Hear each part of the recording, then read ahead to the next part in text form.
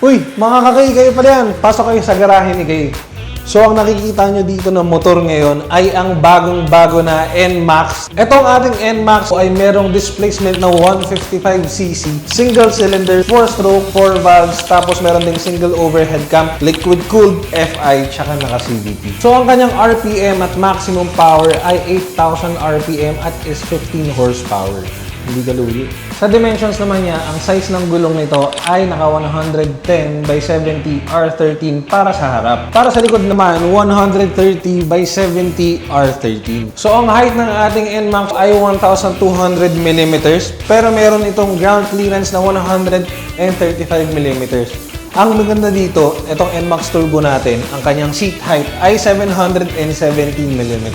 So, para sa reference nyo, 5'9 ako. Ito yung paa ko para sa NMAX Turbo. Naka-flat foot tayo. Reference naman, ito naman ang isang 5'4 na nakasakay dito sa NMAX. Ang features naman ng ating NMAX, naka-dual channel ABS na to. Tapos meron din siyang traction control.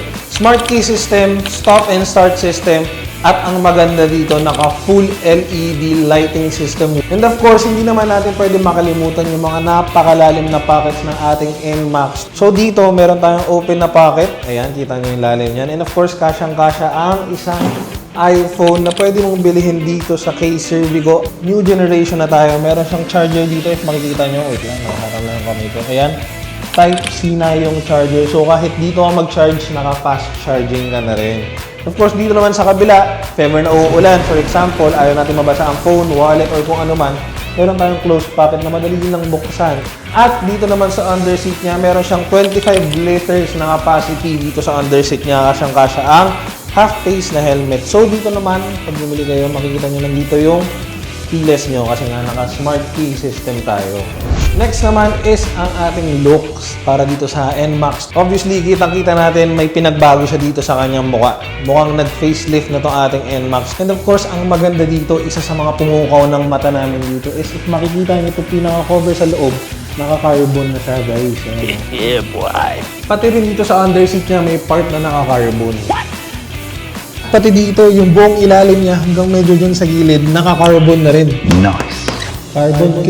So dito naman sa gilid, makikita mo pa rin ang classic looking na NMAX natin. Of course, nandito pa rin yung fuel tank niya na merong capacity na 7.1 liters. And para naman sa mga inaangkas mo, ito pa rin yung footrest. Hihirain mo lang na ganyan. Of course, dito naman sa kanyang mga ilaw, umpisa na natin sa harapan. Ito yung sinasabi natin na naka-full LED lighting system. Ayan, makikita mo, naka-full. Pati dito sa likod. Ayan, if makikita mo, nagbago rin ang itsura ng ilaw niya sa likod. Mas aesthetic na siya tignan. Naka-LED rin yan. So, there goes the all-new NMAX. Kaya ano pang inaantay niyo mga kakay? Bumili na kayo sa pinakamalapit na K-Servigo branch sa inyong lugar. Yun lang. Okay, bye! You can shop online to our website, www.kservico.com.ph.